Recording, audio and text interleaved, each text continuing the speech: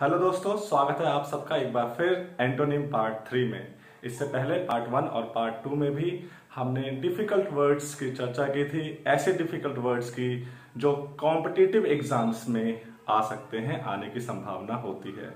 हमारी कोशिश है कि जो कंपटीशन की तैयारी कर रहे हैं वे लोग इस वीडियो के माध्यम से उनको कुछ सहायता पहुंच सके, कुछ हेल्प पहुंच सके। तो इससे पहले पार्ट 1 और पार्ट 2 में हमने 5 वर्ड्स की चर्चा की थी। आज पार्ट 3 में भी हम अगले 5 वर्ड्स की चर्चा करने वाले हैं। वर्ड्स और उनके एंटोनिम्स यानी कि अपोजिट मीनिंग, जिसमें कि एक वर्ड होगा और उसके 4 ऑप्शन होंगे। 4 ऑप्शंस में से उस वर्ड का ठीक अपोजिट मीनिंग वाला ऑप्शन हमें ढूंढना है। ऐसा ऑप्शन ढूंढना है जो विपरीत अर्थ रखता हो। तो चलिए शुरुआत करते हैं। पहला वर्ड है जेनिथ। पहला वर्ड है जेनिथ। जेनिथ मीन्स होता है चरम, ऊंचाई, सबसे ऊंचा। दूसरे शब्दों में, आसान शब्दों में कहें तो आकाश। आकाश, क्योंकि सबसे ऊपर, सबसे चरम पर आकाश ही है। चलिए ऑप्शंस देखते हैं। पहला ऑप्शन है ए बॉटम। बॉटम, बॉटम का मतलब होता है निचला हिस्सा। निचला हिस्सा। अब बॉटम किसी का भी निचला हिस्सा हो सकता है। अगर एक बॉक्स है तो बॉक्स का बॉटम निचला हिस्सा होगा। अगर एक पैंट है तो पैंट के नीचे का हिस्सा उसका बॉटम होगा। अगर पूरे शरीर की बात करें तो कमर से नीचे का हिस्सा बॉटम कहलाता है। तो आप कह सकते हैं कि बॉटम किसी भी चीज का, किसी भी वस्तु का निचला भाग होता है। चलिए बी ऑप्शन देखते हैं। बी ऑप्शन है नदिया। नदिया, इसको कई लोग नादिर पढ़ते हैं, लेकिन ये नादिर नहीं है। नादिर किसी का नाम हो सकता है, बट इस वर्ड का सही प्रोनाउंसिएशन है, सही उच्चारण है नदियर। नदियर, नदियर का मतलब होता है सबसे नीचे। सबसे नीचे। दूसरे शब्दों में, आसान शब्दों में कहें तो पाताल। चलिए देखते हैं। हमारा मेन वर्ड था जेनिथ, जिसका साधारण भाषा में अर्थ हो सकता है आकाश, और यहां पर ऑप्शन नदिया दिया हुआ है जिसका साधारण भाषा में अर्थ हो सकता है पाताल। यानी कि आकाश का विपरीत अर्थ वाला शब्द पाताल ही हो सकता है। इसका मतलब जेनिथ का अपोजिट वर्ड है नदिया, यानी कि सही ऑप्शन नदिया हो सकता है। लेकिन इसे टिक करने से पहले हम इसके अगले ऑप्शंस को भी देखेंगे। अगला ऑप्शन है सी शैलो। शैलो मीन्स होता है गहरा, लेकिन हल्का गहरा। बहुत गहरा नहीं, हल्का गहरा। जैसे समुद्र में, नदियों में कोई ऐसी जगह होती है, पर्टिकुलर प्लेस ऐसा होता है जहां पर गहराई कम होती है, तो उस क्षेत्र को शैलो कहते हैं। तो हल्का गहरा, गहरा शैलो कहलाता है। Next option is low. Low means नीचे या नीचा, या फिर लो का मतलब कम भी होता है। तो इन सभी की मीनिंग ऑलमोस्ट सेम है, लेकिन जो इस वर्ड के सबसे नजदीक है ऑपोजिट मीनिंग में, वो है नदिया। यानी कि अगर ये आकाश है जेनिथ, तो आप नदिया का मतलब पाताल मानते हैं। यानी कि यही हमारा सही ऑप्शन अपोजिट मीनिंग वाला वर्ड है। चलिए अब सेकंड क्वेश्चन देखते हैं। सेकंड क्वेश्चन है एक्सेंट्रिक। एक्सेंट्रिक का साउंड आता है ई के बाद, तो एक्सेंट्रिक। इसे कई लोग एसेंट्रिक पढ़ देते हैं, लेकिन इसका सही प्रोनाउंसिएशन है एक्सेंट्रिक। एक्सेंट्रिक का मतलब होता है विलक्षण, असामान्य, जो सामान्य ना हो, बिल्कुल अलग हो, सामान्य से बिल्कुल अलग, उसे असामान्य बोलेंगे या विलक्षण बोलेंगे। चलिए ऑप्शंस की तरफ देखते हैं। पहला ऑप्शन है अनयूजुअल। यूजुअल माने सामान्य होता है, अनयूजुअल कर दें तो असामान्य। यानी कि एक्सेंट्रिक का मतलब, एक्सेंट्रिक का मतलब भी असामान्य होता है, और अनयूजुअल का मतलब भी असामान्य होता है। तो दोनों सेम मीनिंग वाले हैं, लेकिन हमें क्या ढूंढना है? हमें ढूंढना है अपोजिट मीनिंग वाला वर्ड। तो चलिए नेक्स्ट ऑप्शन देखते हैं। Next option is be care free. Care free means होता है लापरवाह। लापरवाह, केयर फ्री मीन्स लापरवाह। तो अब असामान्य का अपोजिट लापरवाह तो नहीं हो सकता। तो नेक्स्ट ऑप्शन देखेंगे। नेक्स्ट ऑप्शन इज नॉर्मल, सामान्य। जी हां, असामान्य का ऑपोजिट सामान्य। सामान्य यानी कि सही आंसर पे हम लगभग पहुंच चुके हैं। लेकिन इसे टिक करने से पहले नेक्स्ट ऑप्शन जरूर देखना है, क्योंकि हो सकता है कि इससे भी नजदीक का कोई आंसर हो। Next option is peculiar. Peculiar, peculiar इसका अर्थ होता है अजीब, या फिर दूसरे शब्दों में यह भी असामान्य है। यानी कि ये दोनों शब्द सिनोनिम है, सेम अर्थ रखने वाले। केयरफुल मीन्स लापरवाह होता है, वो बिल्कुल भी ना तो सिनोनिम है ना एंटोनिम। तो हमारा सही आंसर सी यानी कि नॉर्मल होगा, जिसका अर्थ होता है सामान्य। नेक्स्ट वर्ड देखते हैं। Next word is profound. Profound का मतलब होता है गहरा। अब ये गहराई किसी के ज्ञान में हो सकती है, किसी के इमोशंस में हो सकती है, भाव में हो सकती है, या किसी स्थिति में भी हो सकती है। किसी व्यक्ति को अगर किसी विषय विशेष का अच्छा ज्ञान होता है तो हम बोलते हैं कि this man has profound knowledge. This man has profound knowledge of English. उस व्यक्ति को इंग्लिश की अच्छी नॉलेज है, गहरा ज्ञान है।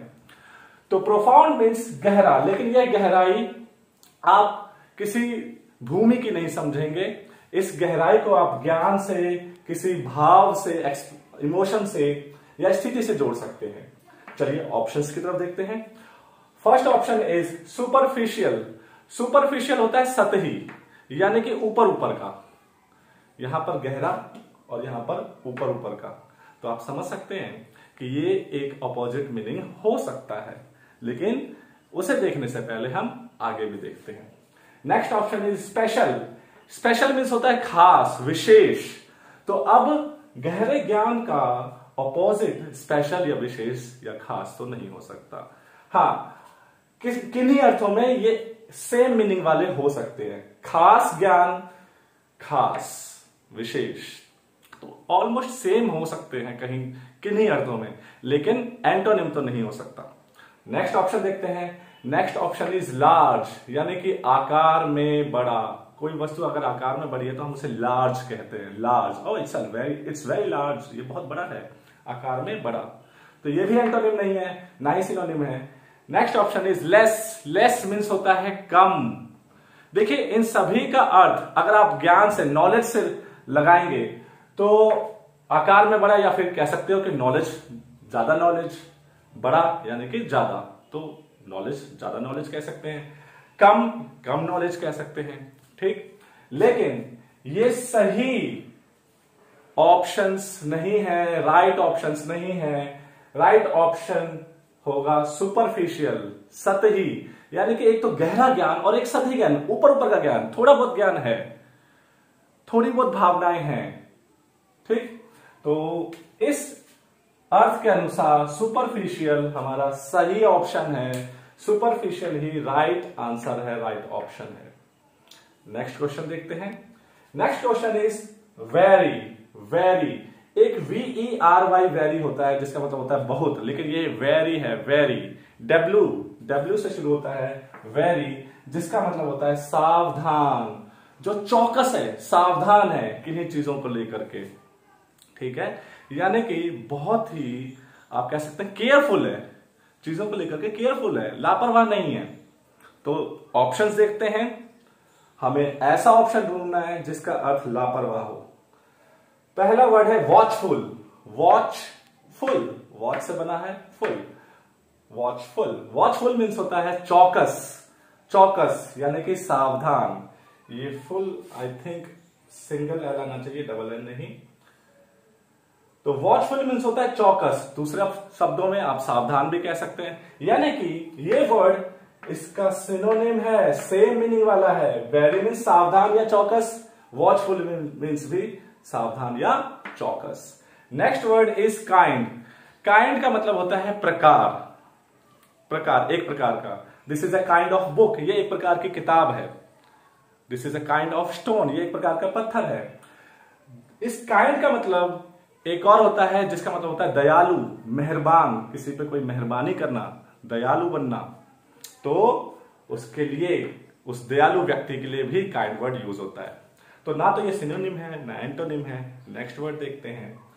Next option is free. Free means होता है मुक्त, यानी जो फ्री है, कोई व्यक्ति मुक्त है कोई भी काम करने के लिए। Is a free man, you are a free man, तुम बिल्कुल मुक्त हो, जो चाहो वो करो। तो फ्री मीन्स होता है मुक्त, या फिर इसका दूसरा अर्थ निःशुल्क भी होता है, यानी कि कोई आप सेवा ले रहे हैं बिना किसी शुल्क को दिए, कोई पैसा नहीं दे रहे आप और वो सेवा ले रहे हैं। ठीक है, मार्केट में आप गए, कोई सामान खरीदा और उस पर आपको कोई दूसरी चीज फ्री मिल गई जिसका शुल्क, जिसके लिए पैसे आपको नहीं देने, तो बिना पैसे के कोई चीज मिलती है तो वह निःशुल्क कहलाता है, निःशुल्क। तो ये भी ना तो सिनोनिम है ना एंटोनिम। नेक्स्ट वर्ड देखते हैं। Next word is careless. Careless, care means आप कह सकते हैं कि किसी की केयर करना, लेस मीन्स उसमें कमी होना, तो केयर में कमी यानी कि केयरलेस यानी कि लापरवाह। केयर मीन्स परवाह और लेस मीन्स कमी, तो परवाह में कमी यानी कि लापरवाह होना। तो हमने शुरू में ही देखा था कि वेरी मीन्स सावधान होता है। अब हमें ऐसा वर्ड ढूंढना था जो कि इसकी अपोजिट मीनिंग रखता हो, और अपोजिट मीनिंग होगी लापरवाह यानी कि careless. So the right option is careless. चलिए आज के लास्ट वर्ड को देखते हैं। The next word and the last word of this day is minuscule. Minuscule, वैसे इसका सही प्रोनाउंसिएशन है मिनास्क्यूल, मिनास्क्यूल। मिन्यूस्क्यूल दिख रहा होगा ये, मैन्यू, कई लोग इसको मिनूस्कूल भी पढ़ते हैं, but the right pronunciation is, जो सही उच्चारण है वो है मिनास्क्यूल, मिनास्क्यूल, स्क्यूल, मिनास्क्यूल। चलिए इसका अर्थ देखते हैं। अर्थ है छोटा, छोटा, कम। अब ऑप्शंस की तरफ नजर डालते हैं। पहला ऑप्शन है इंप्रेसिव। इंप्रेसिव, इंप्रेसिव मीन्स होता है प्रभावशाली। Oh you are very impressive, your English is very impressive, आपकी इंग्लिश बहुत प्रभावशाली है। तो इंप्रेसिव मीन्स प्रभावशाली, ऐसी चीज जो प्रभाव डालती हो।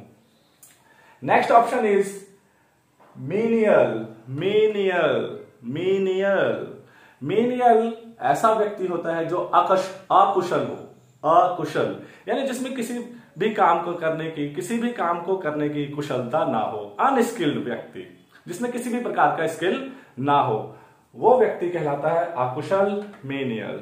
मीनियल तो छोटा, मिनिस्क्यूल का ना तो सिनोनिम है ना एंटोनिम है, तो इस ऑप्शन को हम नहीं टिक करेंगे। नेक्स्ट ऑप्शन देखेंगे। Next option is minute. Minute समय की इकाई है, जैसे आप कह सकते हैं सेकेंड, घंटा, तो ये समय की इकाई है, तो उसी में से एक इकाई मिनट भी होती है। ये भी सही ऑप्शन नहीं है। नेक्स्ट ऑप्शन देखते हैं। Next option is massive. Massive means होता है बहुत बड़ा, व्यापक, विशाल, चाहे वो किसी मैटर में हो, चाहे कोई वस्तु हो, तो कह सकते हैं oh it's a massive tree, बहुत विशाल पेड़ है। ठीक है, इट्स अ मैसिव मैटर, ये बहुत ही विशाल मुद्दा है। तो मैसिव मीन्स विशाल, बड़ा। और हमारा जो मेन वर्ड है मिनस्क्यूल, इसका मतलब है छोटा, यानी कि इसका ठीक अपोजिट वर्ड, अपोजिट मीनिंग वाला वर्ड है मैसिव, यानी कि राइट ऑप्शन होगा मैसिव। इस तरह हमने आज 5 नए वर्ड्स को समझा और उनके मीनिंग को समझा और उनके राइट प्रोनाउंसिएशन को भी समझा। उम्मीद करता हूं कि यह वीडियो आपको पसंद आई होगी।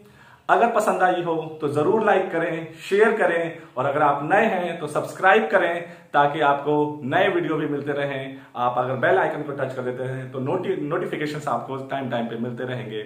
हम कोशिश करेंगे कि आपकी कंपटीशन की प्रिपरेशन में हम थोड़ी हेल्प करें। तो please like, share and subscribe. Thank you so much.